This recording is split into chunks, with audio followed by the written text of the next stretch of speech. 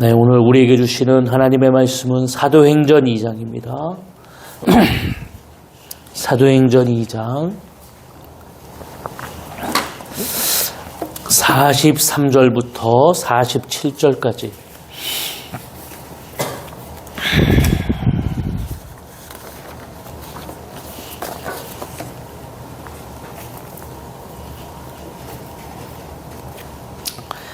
우리 교독함으로 하나님 앞에 영광을 돌리겠습니다.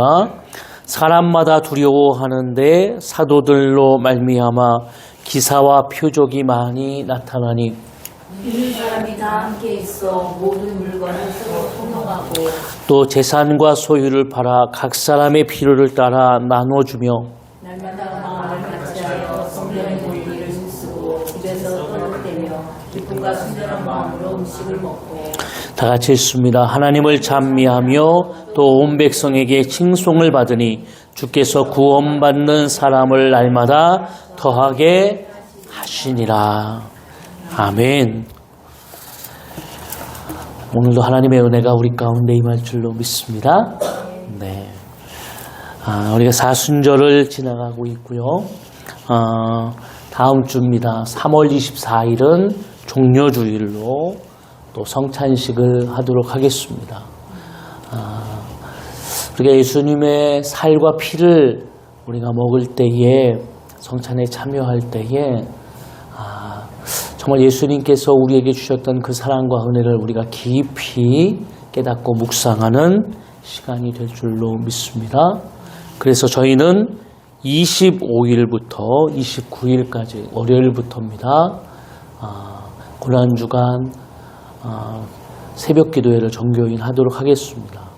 네, 참여하실 수 있는 분들은 오시고 또 각자의 자리에서 기억한다는 것이 굉장히 중요합니다.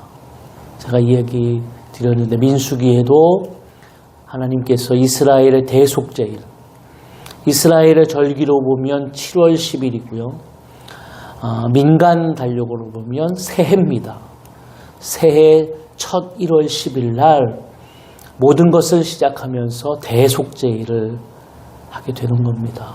그것은 그러면서 하나님이 너희가 이 날을 슬퍼해라. 평안하게 기쁨으로 그날을 맞지 말고 그날은 너희 가운데에서 울고 슬퍼하는, 우리가 하나님 안에서 오늘도 나아가는 이 고난주간을 보면서 우리가 고난을 만들고 슬퍼할 수는 없습니다. 그러나 우리가 예수님의 그 고난과 발자취를 조금이라도 우리가 깨닫고 나아간다면 아마 우리 삶에서 이루어지는 여러 가지 어려움과 역경들을 보면서 예수님은 이것보다 더 하셨다라고 하는 이런 모습을 통해서 우리가 소망을 품고 참고 견디는 그런 시간들이 되어질 줄로 믿습니다. 네, 금식하시는 분들도 있고 또 아이들에게는 미디어 금식도 있고 여러 가지 참여 방법이 있습니다. 네, 합당한 일들을 통해서 고난주간에 하나님 앞에 나아가시기를 주의 이름으로 축원합니다. 네, 그리고 31일 날 마지막 3월 마지막 주인데 부활주일입니다. 교회력으로 보면 너무너무 없어서는 안 되는 기쁜 날이죠. 성탄절도 중요하고요.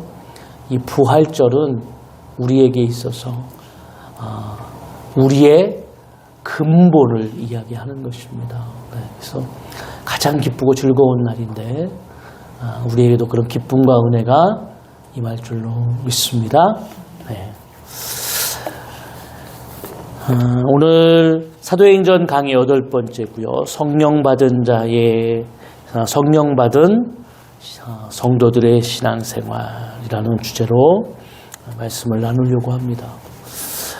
우리가 사도행전을 보면서 성령이 임할 때에 놀라운 역사가 임했죠. 약속한 것을 기다리고 그래서 120문도로 나아갔던 성도들이 베드로의 설교를 통해서 어떤 설명이나 이런 것이 아니라, 우리 설득이 아니라 간결한, 직설적인, 수려한 문체는 아닙니다. 또 말도 조리 있게 잘 못했을 겁니다. 그러나 베드로의 이 직설적인 하나님의 이 말씀은 그 당시에 3,000명, 5,000명을 회개시키는 큰 생명의 말씀이었습니다. 그럼을 통해서 오늘 그 성령의 역사를 통해 또 회개의 물결을 통해서 하나님의 교회, 이제 새롭게 시작되어지는 새로운 공동체는 120명이 3,000명으로, 3,000명이 5,000명으로, 또 5,000명이 계속 수가 늘어나는, 이후에는 숫자가 나오지 않아요. 왜 숫자를 쓰지 않았을까요? 네, 무의미하기 때문입니다. 너무 많은, 그래서 나중에 보면 12사도가 다 감당할 수 없죠. 그래서 7집사를 뽑습니다. 네. 이런 놀라운 역사가 이제 교회 가운데 임하게 되어지는 것입니다. 오늘 생명의 말씀, 생명의 역사는 이렇게 교회를 건강하게 하고 교회를 통해서 우리가 어떠한 것을 붙들고 나아가야 되는가를 분명히 깨닫게 하며 또 교회가 드려지는 모든 예배가 성령의 기름 부음을 통한 하나님의 영광을 드러내는 예배로 드려지게 될 줄로 믿습니다. 저는 우리 교회가 이렇게 될 줄로 믿습니다. 이렇게 하나님 앞에 쓰임받는다라고 확신합니다. 네. 그렇게 되어지니까 수가 점점 늘어나네요. 네. 우리도 오늘 부흥의 역사와 능력을 하나님께서 허락해 주실 줄로 믿습니다. 이제 하나님께서 수가 점점 늘어나게 되어지니까 이곳에 모인 자들이 오늘 은혜를 입은 자들입니다. 그렇지만 각자의 삶과 각자의 생활과 또 각자가 살았던 문화가 다릅니다. 오늘 유대인들이 모였지만 이 유대인들이 한 지방에서 사는 유대인들이 아니라 여러 흩어졌던 자들이 모여서 이곳에 와서 언어도 다르고 오늘 하나님의 새로운 공동체가 태동했는데 부흥을 했는데 이들이 어떻게 하나님 앞에 나아갈 수 있을까? 오늘 어떻게 보면 이 모습 속에서 혼란할 수 있고 이 모습 속에서 굉장히 어려움을 당할 수 있죠. 그래서 선택한 것이 하나님이 사도들을 통해서 42절입니다. 우리 42절을 한번 읽어볼까요? 그들이 사도의 가르침을 받아 서로 교제하고 떡을 떼며 오로지 기도하기를 힘쓰니라 그랬어요. 첫 번째 사도들이 이렇게 문화도 지역도 생각도 사람의 성격도 그러나 수천 명의 사람들이 모여있는 이곳에서 처음 하는 것이 뭐냐면 말씀을 가르쳤습니다. 베드로의 설교를 통하여서 분명히 하나님의 말씀은 선포됐습니다. 그러나 이 말씀이 더 깊이 그들의 마음 가운데 임하기를 위해서는 3년 동안에 예수님과 함께 살아가면서 직접 가르침을 받고 직접 눈으로 보았던 그 예수님을 따라다녔던 많은 사람들을 통해서 목격했던 변화되어지는 놀라운 역사. 이것은 오늘 성령을 통해서 우리가 말씀을 깨닫는 것이 우리의 삶에 얼마나 큰 변화의 역사가 임하게 되는지, 그냥 살아가는 인생 속에서 자기의 삶을 통해서 살아가는 삶의 모습으로 나아가는 것이 아니라 이들에게는 변화의 역사가, 새로운 생명의 역사가 필요했던 것입니다. 이들이 새롭게 주님 안에서 오늘 깨닫고 변화되지 않으면 이 공동체는 너무나 어렵고 힘든 일들을 겪을 수밖에 없는 것입니다. 또 이들이 앞으로 나아가야 될 공동체를 향한 하나님의 소망을 이루기 위해서는 이들에게 이 말씀을 통한 그 은혜와 능력을 가지고 또 세상을 향해서 변화시키며 나아가는 분명한 하나님의 뜻이 임해야 되는 줄로 믿습니다. 그래서 사도들은 말씀을 가리켰는데요. 사도들이 말씀을 가리킬 때에 사도가 처음으로 했던 것은 우리가 스데반의 설교에서도 보는데요. 구약의 말씀입니다. 여러분, 사도들이 구약의 말씀을 통해서 이 여기 모인 자들에게 어떻게 하나님이 우리 조상들을 구원하셨고 인도하셨고 우리가 생각하는 믿음의 조상 아브라함, 또 국부라고 하는 모세, 또 그 가운데 여호수아부터 시작해서 수많은 다윗부터 우리가 알고 있는 구약의 많은 하나님의 말씀과 언약들이 어떻게 성취되고 이루어졌는가는 이들의 삶 속에서 굉장히 중요합니다. 오늘도 하나님은 우리 가운데에 말씀하시고 그 말씀을 통해서 우리가 하나님께서 어떻게 우리의 삶을 인도해 가실까 우리가 소망할 수 있는 분명한 믿음의 근거가 될 줄로 믿습니다. 또 구약은 오실 메시아에 대해서 이야기하고 있다면 이 구약을 가리켜야 이 신약에 오신 예수 그리스도의 분명한 그 삶과 뜻을 이해할 수 있기 때문입니다. 신약은 오신 메시아, 하나님의 언약이 성취된 겁니다. 오늘 그렇기 때문에 두 번째로 이들은 그리스도에 대해서, 예수 그리스도에 대해서 가리켰습니다. 하나님이 어떻게 우리 조상들을 인도하였는가. 그러나 우리는 하나님의 인도함에 따라 살지 못했고 죄악을 통하여 타락했다. 그렇기 때문에 구원자인 메시아가 필요했고 하나님께서 그 메시아를 보내주셨다. 그것이 예수 그리스도입니다.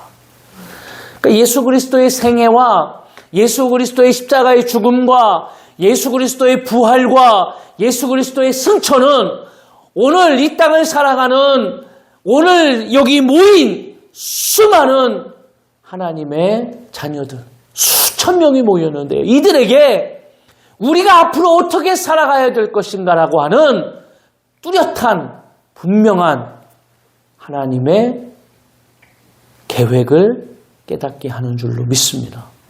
우리는 구약을 통해서 나를 돌아보게 되고 신약을 통해서 예수님의 발자취를 통한 그 은혜를 통해서 우리는 어떻게 살아가야 될까?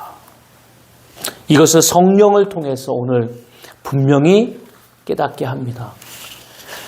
여기에는 승천 이후에 우리 가운데에 분명히 이루어져야 되는 다시 오시는 예수님, 예수님께서 다시 오실 것이라고 하는 이 분명한 이 말씀은 우리가 무엇을 붙들며 살아가야 되는가를 분명히 깨닫게 하는 줄로 믿습니다.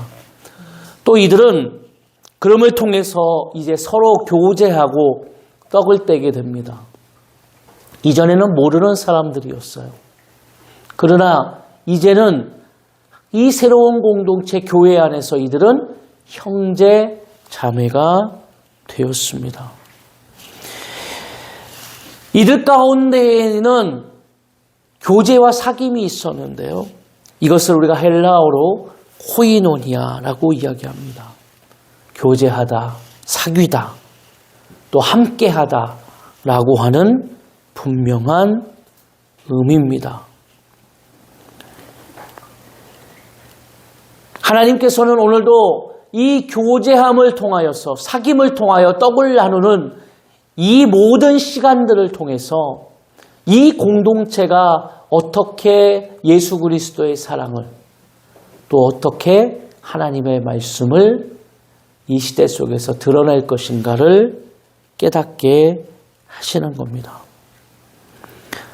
또 이들은 이 환경을 통하여서 이제 서로가 어떻게 사랑하고 서로가 어떻게 섬기고 또 서로가 어떻게 서로를 치유하며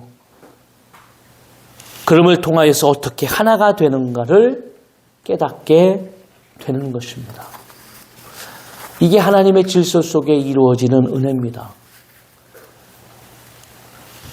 또 마지막으로 이들은 기도에 전념했다고 했습니다.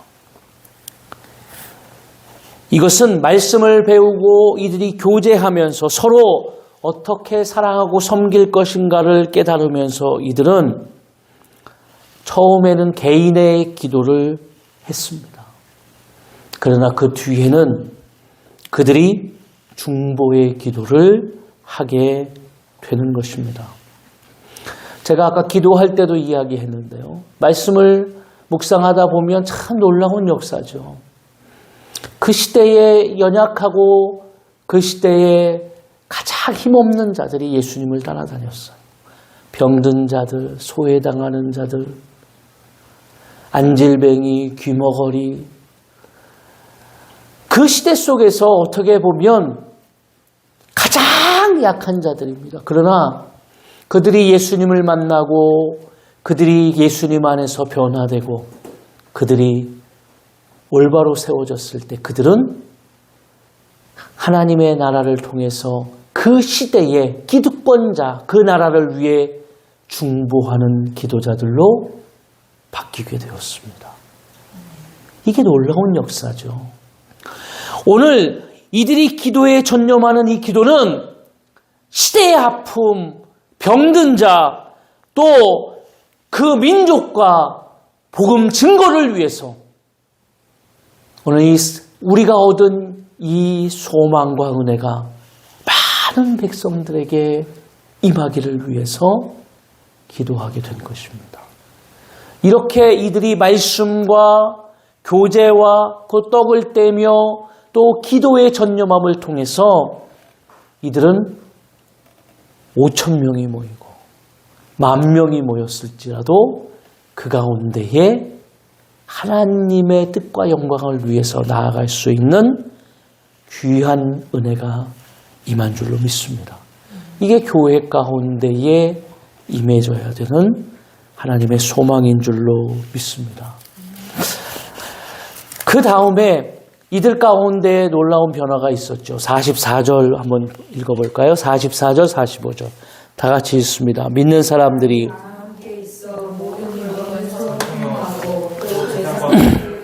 각 사람의 필요를 따라 나누어 주며 그랬어요. 여러분 이 이야기를 이렇게 한번 생각해 보세요. 믿는 사람들이 다 함께 있어 모든 물건을 서로 통용하고 또 재산과 소유를 팔아 각 사람의 필요를 따라 나누어 주며 저는 이 사도행전을 항상 읽으면서 이게 어떻게 이루어질 수 있을까? 은혜를 받았지만 어떻게 이런 역사가 임할 수 있었을까? 그러니까 여러분 현실에서 이루어지겠습니까? 아니 이루어지기도 하더라고요. 막 이단들 보니까 그래서 제가 거기서 본 거예요. 이게 현실에서 참 이루어지기 어려운데 어떻게 이런 일이 이루어졌을까? 한번 이런 생각을 해봤어요. 거기에 모인 사람들이 이제 사도들을 통해서 또 그들의 눈으로 승천하시는 예수님을 바라봤습니다. 그리고 천사들이 뭐라고 이야기했죠? 다시 오신다고 그랬어요. 너희가 본 그대로 다시 오시리라 그랬어요. 그렇다고 한다면 오늘 이들이 가지고 있는 생각 속에 예수님은 언제 오실까요? 언제 오실 거라고 생각했을까요? 아마 우리가 생각해 보세요. 우리가 그 시대에 예수님을 바라본 자였어요. 예수님이 다시 오신대 라고 하고 가셨어요. 그러면 언제 오신다라고 생각하겠어요? 예수님이 금방 다시 오실 수도 있겠다. 근데 예수님은 다시 오실 때 누구로 오신다고 그랬죠? 심판자로 오신다고 그랬어요. 그러면 생각해 보세요. 이들의 삶 속에서 지금 붙들고 있는 이 삶의 가치가 무슨 소용이 있을까? 종말론적인 세계관을 우리가 갖는다라는 것도 이 종말론적인 세계관을 통한 물질의 이 가치는 무엇일까? 이런 생각이 들었어요. 그러니까 여러분 보세요. 예수님 얼마 뒤에 오셔. 누구를 부르러요? 우리를 부르러요. 우리는 그럼 어디 갑니까? 하나님이 계시는 천국에 가죠. 그러면 오늘 이 시대 속에서 내가 가지고 있는 물질의 이 가치가 이게 이들이 생각했을 때 무엇이겠느냐는 거예요. 아마 그런 생각을 했을 것 같아요. 다 팔아서 이게 무슨 소용이 있어. 이게 무슨 소용이 있어. 언제 오실지는 몰라요. 우리는 지금도 우리가 그렇게 속으면서 살잖아요. 이단들이나 종말론자들이 이것을 교묘히 지금도 이용을 해가지고 또 공산당이라고 하는 공산주의자들이 교묘히 이용을 해가지고 말이죠. 이것이 하나의 어떤 사상인 것처럼 이 사도행전을 그렇게 쓴단 말이에요. 모든 것을 통용하고 이렇게 했지 않냐. 근데 여러분 이것은 그런 사상이나 어떤 그런 것이 아니라 내일 종말이 온다라고 하는 세계관을 가진 자들이 어떤 물질관, 어떤 가치관으로 살아갈 수 있을까를 우리가 다시 한번 조명해보는 그런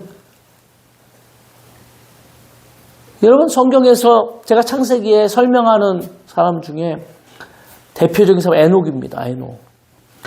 에녹은 65세까지 아주 평범하게 살았어요. 그냥 장가가고 아이를 낳고 가정을 이루고 그렇게 살았어요. 근데 65세 때 에녹에게 큰 삶의 전환점이 있죠. 아들 무드셀라를 낳습니다. 이 무드셀라의 이름이 심상치가 않죠. 이제 히브리식 발음으로 이 아이가 죽으면 종말이 온다. 이 아이가 죽으면 곧 심판이 온다. 이런 얘기예요. 심판이 왔죠. 노아 홍수가 터졌으니까요. 그러면 이 자식이 언제 죽을지 모르고 이 에녹은 이 자식을 바라보면서 어떻게 살았을까? 매일매일 종말론적인 삶의 모습으로 세계관으로 살았죠. 오늘 오실 수도 있고 내일 오실 수도 있고 아니면 꼭 예수님이 오신다기보다는 개인적인 종말이 언제 올지 몰라요. 내가 언제 죽을지 알고 가는 사람은 거의 없죠.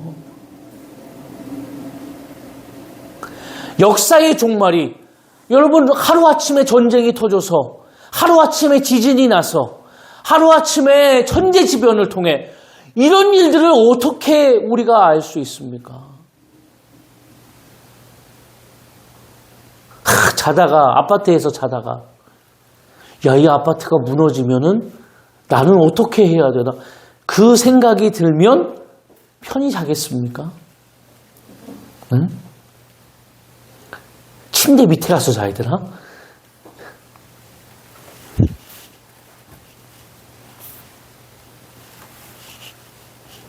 그래서 성경은 우리에게 이렇게 얘기합니다. 한번 찾아볼까요? 디모데전서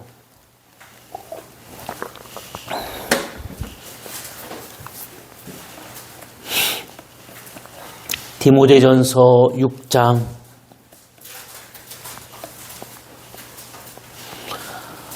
우리 7절부터 10절까지 한 목소리로 합독하겠습니다. 우리가 세상에 아무것도 가지고 온 것이 없음에 또한 아무것도 가지고 가지 못하리니 우리가 먹을 것과 입을 것이 있은즉 족한 줄로 알 것이니라.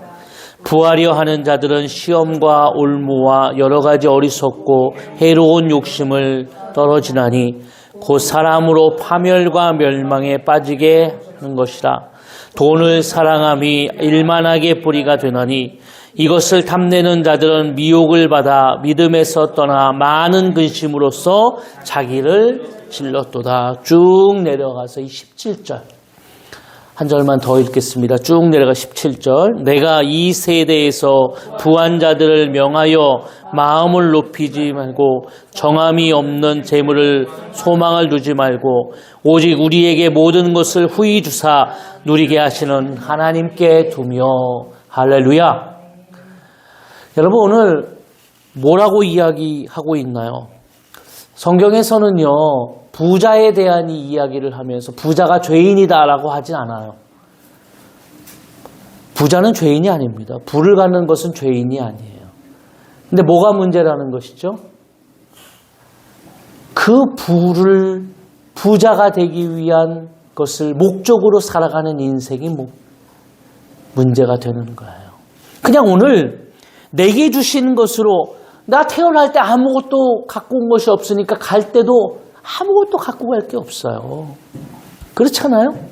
그런데 우리가 그냥 오늘 일용할 양식을 주셔서 먹게 하시는 것으로도 우리가 감사하고 족한 줄로 하나님 앞에 너무나 감사합니다. 이렇게 살아가면 돼요. 그런데 우리가 그렇게 하지 않고 부자가 되기 위한 목적을 가지고 수단과 방법을 가리고 않고 살아간단 말이에요. 이게 뭐라고요? 일만하게 뿌리가 되는 거예요. 이 욕심이, 이 목적이 그 모든 죄악의 뿌리, 근거가 되어지는 것입니다. 그래서 뭐라고 그래요? 이 세대의 부한 자들을 명하여 마음을 높이지 말고 정함이 없는 재물에 소망을 두지 말고 정함이 없는 재물에 소망을 두지 마라. 저 세상에 사람들을 보면서 저 사람은 어떻게 저렇게 잘 사냐. 예수도 안 믿는데. 그런데 하나님이 뭐라고 그랬어요? 그 뒤에 모든 것을 후히 주사 누리게 하시는 하나님께 두라 그랬어요. 뭘요? 소망을. 그러니까 저 세상을 보면서 우리가 하나님 앞에서 이 새로운 공동체가 오늘 위험할 수 있죠. 종말론적인 이 모습은 그럼 아무것도 안 해도 된다. 그러면 예수님 언제 오실지 모르는데 그냥 아무것도 안 하고 그냥 하면 되지 않냐? 라고 하는 그런 생각이 든다면 다시 한번 보세요. 오늘 이 새로운 공동체를 향한 하나님의 분명한 약속과 계획이 있었습니다. 예수님이 오시기까지 우리는 그 하나님이 명하시는 그 말씀과 약속을 분명히 이루어야 될 줄로 믿습니다. 이게 하나님이 우리를 향하신 뜻이었어요. 그러니까 오늘 모든 것을 다 통용했다라고 하는 그 초대교회의 이 모습은 종말론적인 모습을 보면서 뭘 깨달으라는 것입니까? 내게 준 이 하나님의 물질이 내 것만은 아니구나. 주신 분도 하나님이시고 가져가실 수 있는 분도 하나님이세요. 그렇다면 이게 내 것이 아니라면 내가 움켜쥐고 살아가는 것이 아니라 어떻게 살아가야 될까요? 나누며 살아가야 되겠구나. 할렐루야. 나누며 살아가야 되겠구나. 오늘 우리는 나라는 중심으로 살아갑니다. 그러나 우리의 정체성이 나라는 중심으로 살아가는 것이 아니라 이 새로운 공동체를 통하여, 이 교회 공동체를 통하여 하나님은 우리라고 하는 정체성의 공동체를 하나님이 만드시기를 원하는 것입니다. 교회 안에서 오늘 이 안에서 북적북적하고 이 안에서만 여기서만 예수의 사랑을 이야기하고 여기서만 나누는 것이 아니라 교회 밖에 우리가 어떻게 세상을 향해서 오늘 하나님의 복음과 선교를 우리가 이루며 살아가야 될 것인가, 이것을 고민하며 나아가라는 얘기예요. 여러분, 자녀들에게요, 저도 그렇게 하기를 원합니다.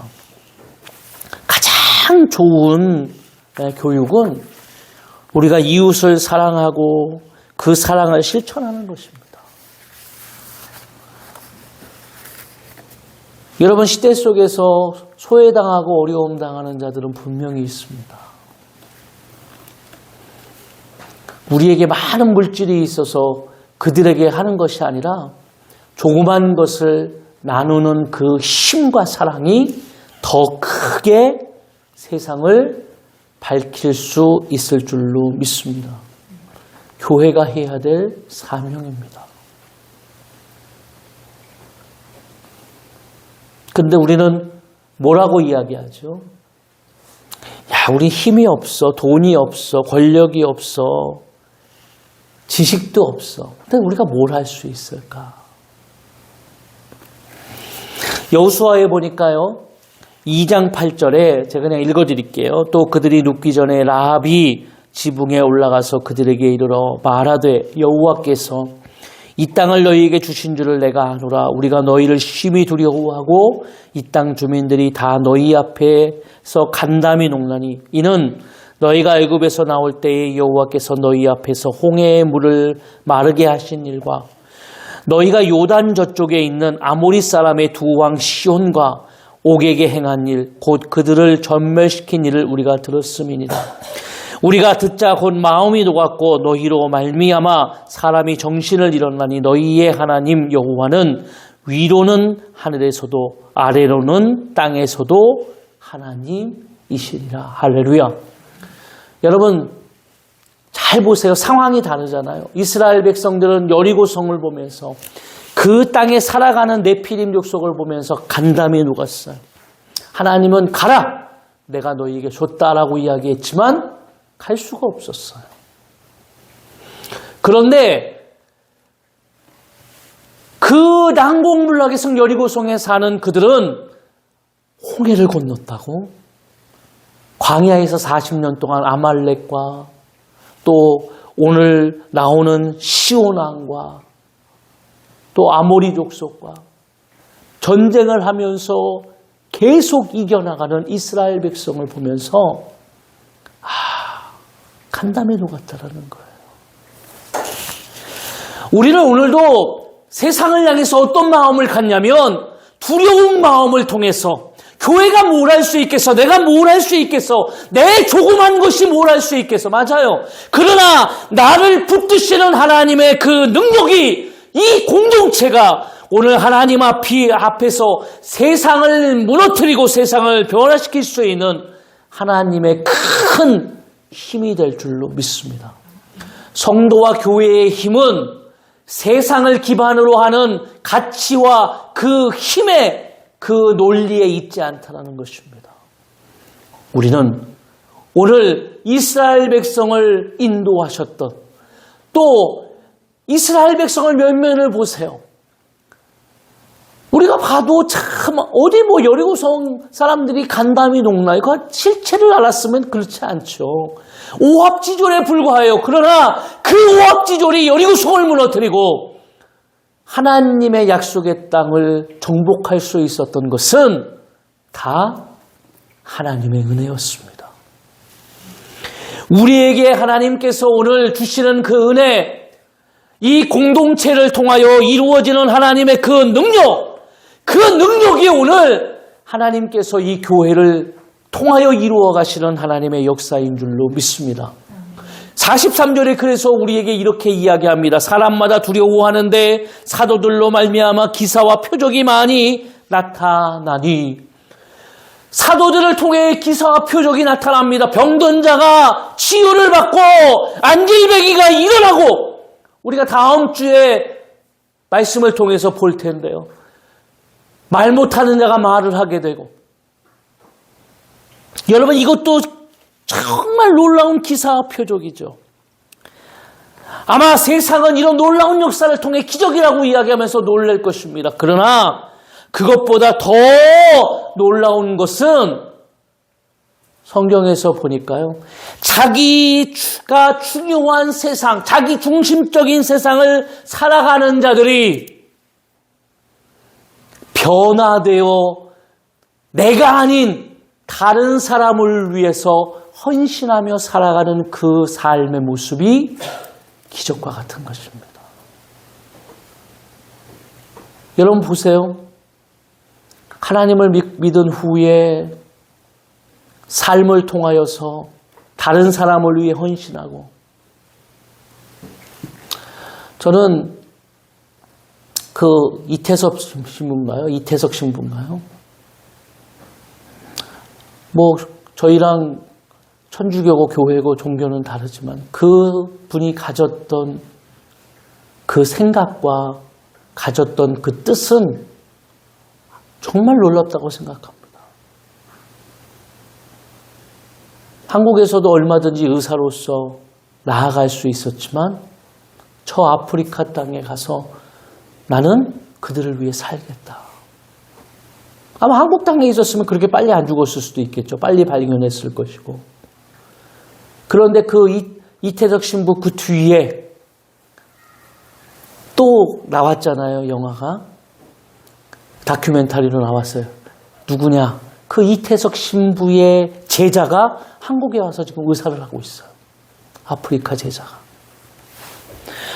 그러면서 그 이태석 신부가 가리켰던 그 제자들이 거기서 놀랍게 변화되어서 그 나라에 또 수많은 나라에 유학을 가고, 여러분 이런 모습들은 우리가 생각하고 있는 지금 안질뱅이가 일어나고 귀머거리가 듣고 이것보다도 더 큰 기사와 역사는 교회가 오늘, 내가 오늘 나라는 존재가 아니라 우리라는 존재로, 공동체라는 존재로 변화됨을 통해서 이루어지는 하나님의 분명한 역사.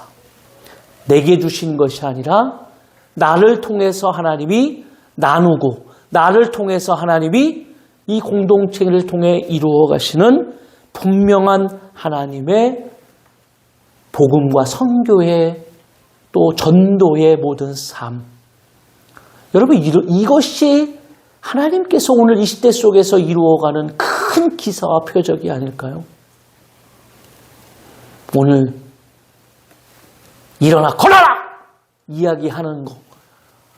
이것도 참 멋있겠죠. 그러나 단순히 병이 낫는 것보다 전인격적인 삶의 모습이 변화되어져서 나만 알던 사람이, 자기중심적으로만 살던 사람이 남을 위해서 헌신하고자 하는 그 삶의 모습, 이것이 하나님께서 오늘 이 시대 속에서 바라는 하나님의 분명한 뜻이 아닐까요? 오늘 하나님의 교회를 통하여서 오늘 이 47절에 보면 하나님을 찬미하며 또 온 백성에게 칭송을 받으니 주께서 구원받은 사람을 날마다 더하시리라 그랬어요. 칭송을 받았다 말이에요. 여러분 이 새로운 공동체는 많은 사람들을 통해서, 이 주위에 있는 사람들을 통해 어떻게 저렇게 할 수 있을까? 칭송을 받았다라고 하는 이것이 그 시대 속에서 얼마나 큰 그들에게 감격이고 영광이었을까? 오늘 하나님의 교회가 이렇게 나아가고 있습니까? 그렇기 때문에 교회가 한번 다시 생각해 봐야 되는 문제예요. 오늘 내 삶이, 또 내 살아가는 일상이, 또 하나님의 교회 공동체가 오늘 종말이라고 하는, 언제 오실지 몰라요. 극단이라고 하는 생각이 아니라 언제 오실지 모르나 주님 오시니까 내가 주님을 기다리는 그 마라나타의 그 마음으로 오늘 물질관도 바뀌고 가치관도 바뀌고 내 것이라고 하는 자기 중심적인 삶의 모습이 아니라 내가 남을 통하여서 내게 받은 그 은혜를 예수님과 같이 나누어주고 살아가고자 하는 삶의 모습으로 변환되어지는, 에녹이 삶의 전환점이 온 것처럼 오늘 우리에게 그런 놀라운 역사가 임하여 주시기를 원합니다.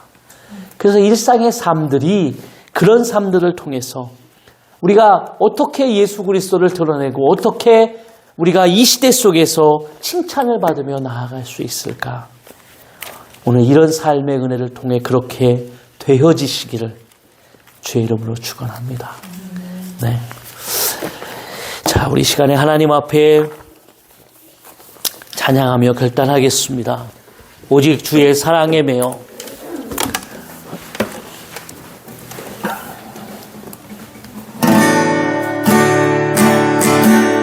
오직 주의 사랑에 매여 내 영 기뻐 노래합니다. 이 소망의 언덕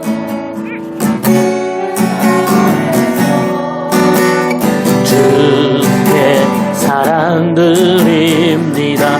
오직 주의 임재 안에 갇혀 오직 주의 임재 안에 갇혀 아멘. 내 영 기뻐 찬양합니다. 이 소명의 언덕 이 소명의 언덕 거룩한 땅에서 주의 경배드림 주께서 주신 모든 은혜 주께서 주신 모든 은혜 나는 말할 수 없네. 내 영혼 즐거이 주 따르렵니다.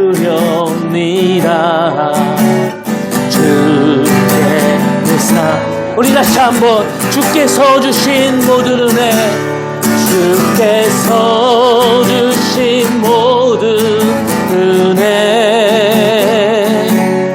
나는 말할 수 없네. 내 영혼 즐거이 주 따르렵니다.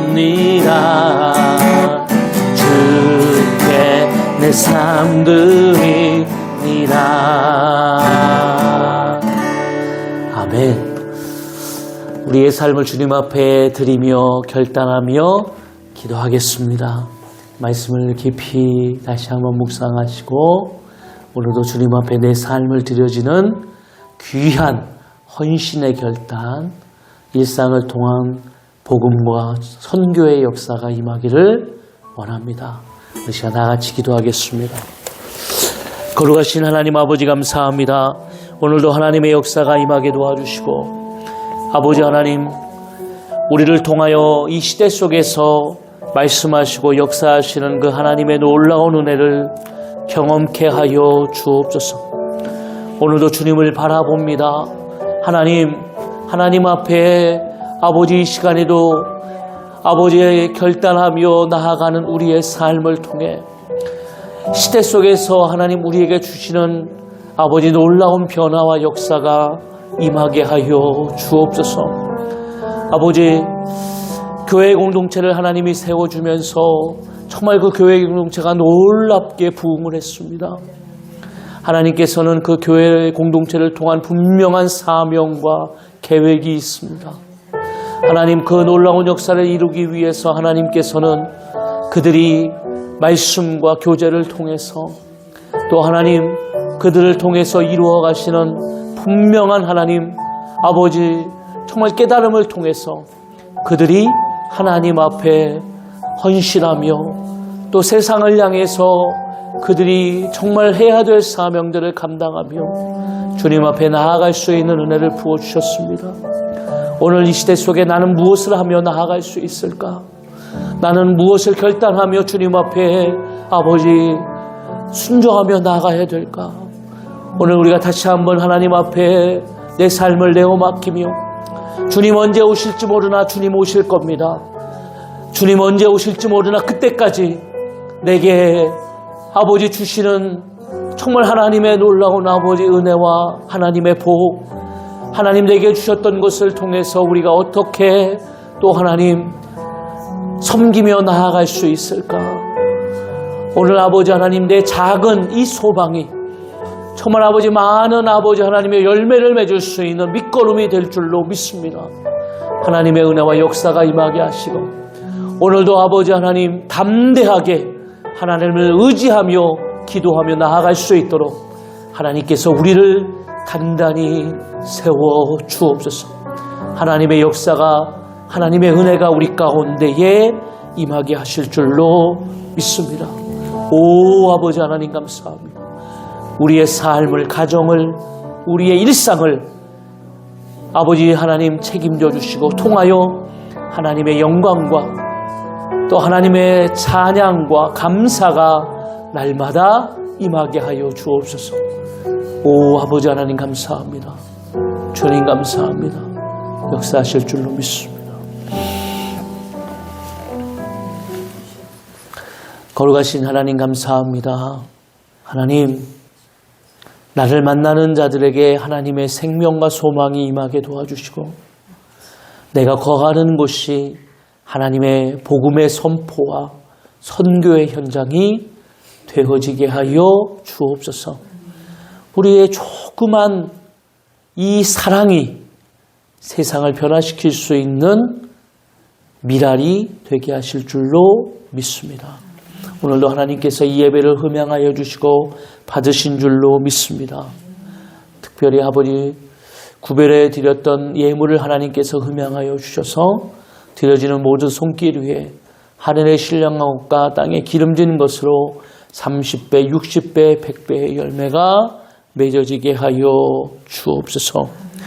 여호와는 내게 복을 주시고 너를 지키시기를 원하며 여호와는 그의 얼굴을 내게 비추사 은혜 베푸시기를 원하며 여호와는 그 얼굴을 내게로 향하여 드사 평강 주시기를 원하노라. 이제는 우리 주 예수 그리스도의 은혜와 하나님 아버지의 사랑하심과 성령님의 내주교통 충만하신 은혜가 오늘 주님 앞에 예배하는 사랑하는 모든 성도들 머리머리 위에 또 가정과 사랑하는 모든 가족들 머리머리 위에 자녀들의 앞길 위에 이제로부터 영원까지 함께 있을지어다.